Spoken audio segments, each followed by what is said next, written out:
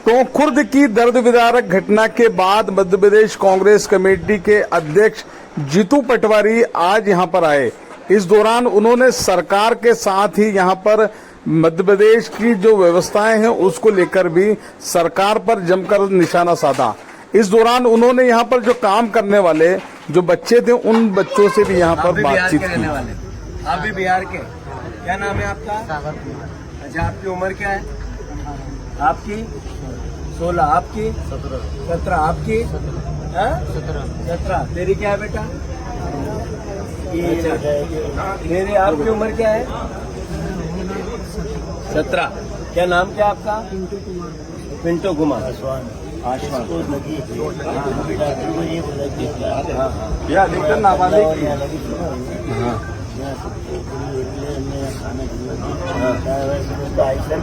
हाँ, एक तो छोड़ने के लिए रेलवे स्टेशन, ये अपने काम कर दिया। सीएम का पॉइंट आया था, उसके पहले चलो काम नहीं, इस पार्ट से लूट जाएंगे वेयर हाउस, उसी का एक।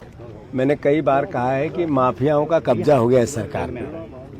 हमने सुना था कि रेत माफिया होता है यहाँ मध्य प्रदेश में, खनन माफिया होता है यहाँ पर, शिक्षा माफिया होता है, शराब माफिया होता है, ड्रग्स माफिया होता है, कई प्रकार के माफिया सुने थे। पर ये बारूद माफिया भी मोहन यादव जी ने पनपा दिया। जिस तरीके से लगातार वो चाहे हरदा की घटना हो, चाहे इंदौर की घटना हो, चाहे पेटलावत की घटना हो, चाहे ये अब देवास की घटना हो, टोक की, लगातार बारूद माफिया का कब्जा और लोगों की जान। हमारी सरकार को एक घटना से कुछ समझ नहीं आता है, न कोई प्रिपरेशन देखती है। 2025 के आसपास इसका लाइसेंस हुआ, अभी समाप्त हुआ, आज ही रिन्यूअल फिर से हुआ। बताया गया 1 तारीख को किया गया, ये भी 6 तारीख को किया गया। ये अपने आप में बताता है कि टोटल माफियाओं के कब्जे में हैं। जिनके नाम से मालवीय जी के ये लाइसेंस है, उनका आर्थिक स्थिति ऐसी नहीं कि इतने बड़े कैंपस को वो मैनेज कर ले। वो बीजेपी के नेताओं के संरक्षण में पैसा किसी और का है, नाम किसी और का है, मतलब असल में बीजेपी का है ये सब। दूसरी बात, यहाँ वेयर हाउस को गोडाउन बनाया, किसानों का गेहूं रखने की जगह नहीं है, और खेती के नाम पर वेयर हाउस लिया, उसमें फटाके भर दिए, बारूद भर दिया। ये जो बारूद आया, मोदी जी ने कहा विदेशी चीजें नहीं लाना है क्योंकि हमारी विदेशी मुद्रा जाएगी।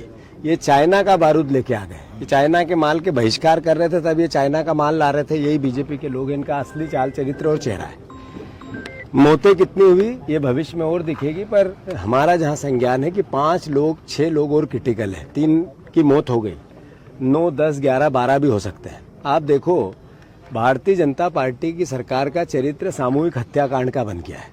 सामूहिक हत्या करने में मोहन यादव की सरकार को महारत है। अभी क्रूज में सामूहिक हत्याएं की, उससे पहले को सिरप की छिंदवाड़ा में सामूहिक हत्याएं की, उससे पहले इंदौर में भागीरथपुरा में जहर से सामूहिक हत्याएं की, फिर इसके बीच में आदिवासी जो एक साथ 15-20 एक्सीडेंट होके मर गए थे, वो भी सरकार की लापरवाही थी, वो सामूहिक हत्याएं की। फिर यही हरदा में सामूहिक हत्याएं की, फिर यही पेटलावद में सामूहिक हत्याएं की, और फिर अब यहाँ सामूहिक हत्याएं की। सर, अनुमति मैं अनुरोध ये कर रहा हूँ, आपको बताना ये चाहता हूँ, प्रदेश को ये बताना चाहता हूँ कि रोज मोहन यादव हर हफ्ते में उनकी सरकार सामूहिक हत्या करती है। 10-15 लोग नहीं मारे तो इनकी सरकार को चैन ही नहीं पड़ सकता है एक साथ। पर उस सरकार को सीख लेना चाहिए, घटनाओं से कभी नहीं लेती है। लोग मौत, ये कलेक्टर जो यहाँ मौजूद है, इन्होंने ही लाइसेंस दिया था, इतनी अनियमितता है। अभी मैं छोटे छोटे बच्चों से, नाबालिग बच्चों से मिल के आया, 40 से ज्यादा नाबालिग बच्चे काम कर रहे थे। ये किसकी ड्यूटी है इनको देखने की? आखिर 40 नाबालिग बच्चे काम कर रहे हैं 500 रुपए के लिए। ये कैसा नरेंद्र मोदी का नया भारत है? सवाल ये है कि लगातार, अभी किसी ने कहा कि ये यहाँ के सांसद जी के ड्राइवर हैं या उनके करीबी हैं, तो आखिर उनके फोटो उनके साथ आए हैं, तो इसका मतलब इनका क्या हिस्सेदारी है इसमें? ये तो विचार करने की बात है। कलेक्टर को इसी वक्त सस्पेंड करना चाहिए। अगर मोहन यादव की थोड़ी सी भी रीढ़ की हड्डी है, अभी वो उनको संज्ञान में आ गया होगा, कलेक्टर पीएस सब आए हैं, कमिश्नर पीएस सब आए हैं, सेक्रेटरी आए हैं, तो इसी वक्त कलेक्टर को सस्पेंड करना चाहिए। आखिर किसी की तो जवाबदारी हो।